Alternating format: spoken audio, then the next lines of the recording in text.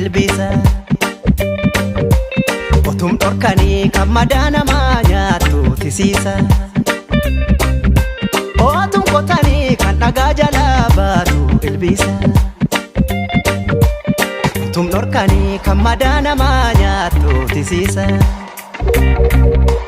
Siidaa dhaabatu ragaa dabsite ijaarsa daboo diigaan ibsite. Seenaa buqqisoo wal hin dhaalchifnu kan saani dhalteef sangaan faarsinu. Hayyummaa gadaa haa beeku hundi kan quban qabneetu ofoo qagandi. Hojjechuu malee seenaa hin hannu biyya abbaan malee haadhaan hin himnu.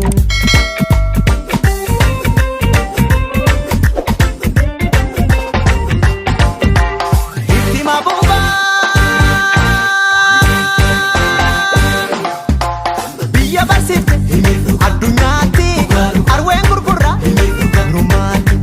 shambala baba fiigichaanii looree zagaa'ee barruuni gabbisaa jeta qorannooni taaddee barsiise deellaani himuun nanaari himuure nanaari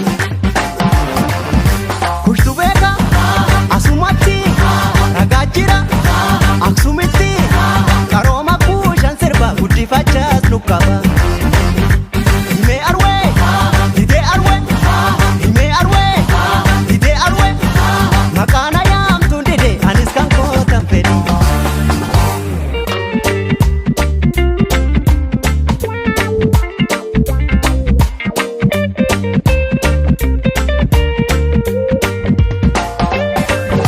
Himuuree nanaare itti muuree nanaare otum qotanii kan dhagaa jalaa baatu ilbiisa. Otum dhorkanii kan madaa namaa nyaattu tisiisa.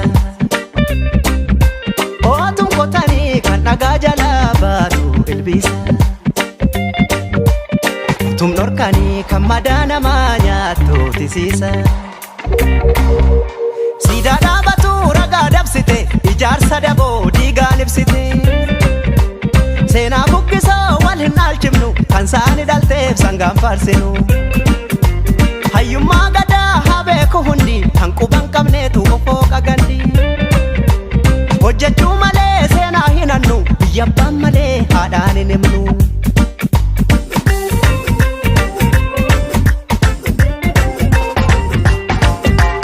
Addee warqituu